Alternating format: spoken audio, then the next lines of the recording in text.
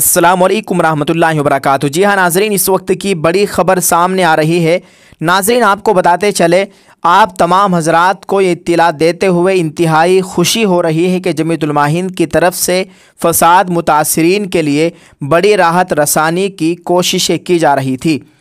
नूह मेवात में हुकूमत की इंतकामी कार्रवाई में अपने घरों से महरूम हो जाने वाले मुतासिरीन के लिए मरकज़ी जमीयतुल उलमा हिंद के वफ़द ने मकामी जमीयत के ज़िम्मेदारान के साथ मिलकर 38 मकानात की तामीर के लिए बुनियाद रख दी है।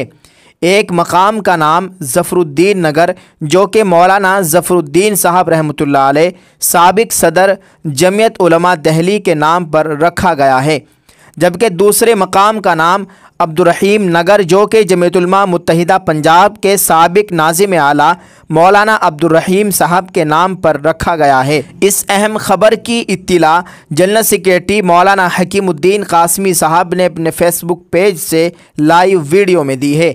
ये बहुत खुशी की बात है कि अपने अपने ही होते हैं और हमेशा अपने ही काम आते हैं। जमीयत उलमा हिंद की ये कोशिश, ये इक़दाम काबिल तहसीन है। अल्लाह ताला इनको जज़ाए खैर अता फ़रमाए।